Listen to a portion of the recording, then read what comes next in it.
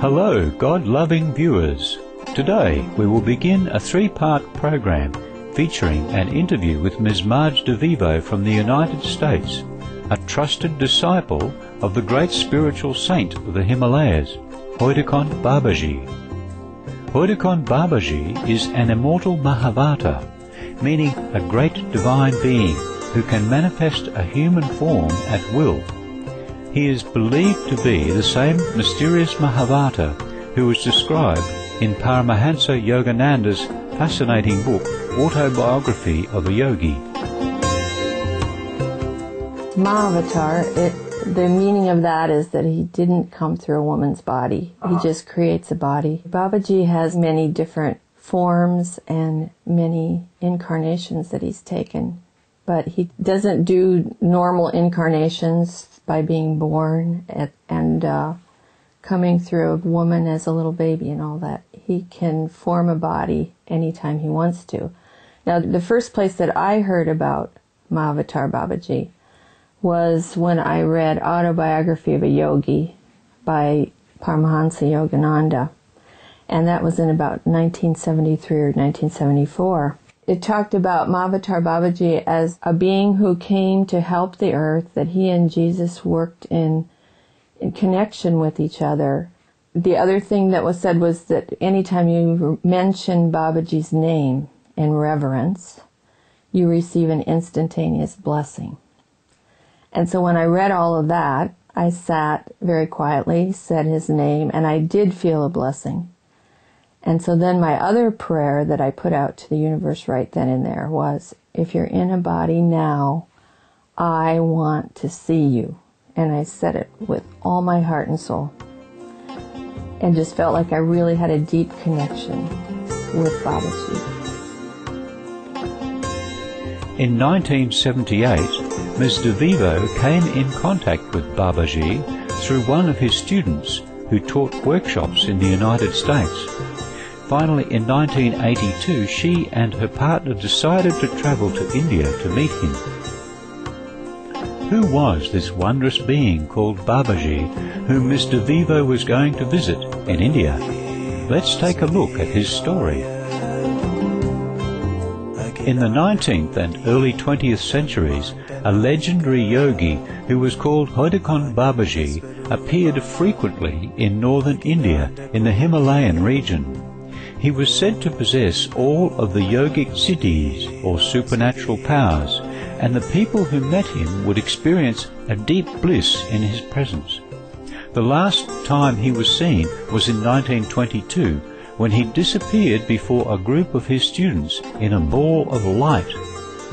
Many people believed that Hoidakont Babaji was the immortal Babaji. One of these was the well-known saint Mohendra Baba, who had met Babaji in his youth and diligently prophesied that Babaji would appear again in public soon. In 1970, a man from Hoidakont by the name of Chandramani had a dream in which his long-deceased father, who had been a devotee of Hoidakont Baba, appeared to him and told him that Babaji had reappeared and that he should go and look for him in a certain cave. Chandramani went to the cave and found a venerable old man with a long white beard sitting there. The old man told him to go back home and come back in 3 days. Chandramani went home but returned immediately. When he came back, to his amazement, instead of the old man, he found a young yogi of angelic beauty who seemed to be only 20 to 22 years old. The young saint acknowledged that he was Hoidakont Baba. This new Babaji, who seemed to be 20 to 22 years old, later stated in the local court that his age was 130 years. The court acknowledged that he was the same Hoidakont Babaji who had appeared half a century earlier in the same region. Ms. Marge DeVivo kindly shared about her first meeting with Babaji at his Hoidakont ashram in the Himalayas. When we got up there, Babaji was down in the riverbed taking his bath. He would go down and they'd pour buckets of water over him, and whoever was asked to come for the bath was kind of a privilege. And he watched us. This took like 15 minutes to walk from where we were over to where he was. We're walking across the riverbed, trying to just stay calm. Everything started to tremble as I got closer to him. And so I finally got over to him, and the procedure is always that you touch his feet, the tradition in India. So bent down to touch his feet, and then stood up, and he's standing this close. And he said, "What your names?" And I opened my mouth, and I knew what my name was, but I couldn't say anything. Nothing would come out. My partner says, "Oh, our names, what are our names?" I don't remember what our names are. So finally, he says, "We're Jim and Marge." And then I could open my mouth, and I said, "And we came from our teacher, Imam." Imam was the one who taught us for that whole year. And I knew that he was very close to Imam.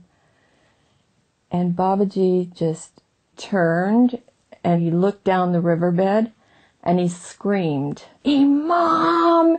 Imam!" with all his force.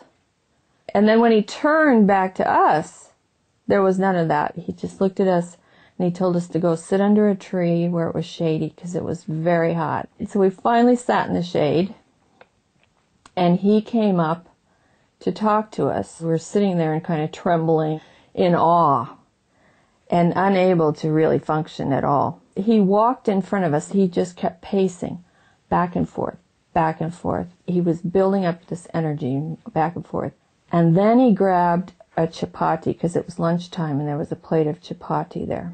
He took a bite out of it, and then he breathed on the rest of it. And he went over to Jim and he said, "Open." And he shoved the chapati in Jim's mouth, and Jim ate it. And then he did the same thing with me, with a smaller one. And the minute that food got into our mouth, with his energy on it, everything calmed down. It was just total peace, harmony. Here we are in India. Isn't this great? Here's Babaji. And it felt like that was all there was, and that all there had ever been was Babaji, and that this was normal life. The only thing about that was that as we went on with our day, we realized we couldn't even remember anything from our other life. And we knew that I had 3 sisters, Jim had 5 sisters, and neither of us could remember even one sister's name. It was like this was the only life. It wore off by the time we were coming back, but it stayed this way the whole time we were there, really.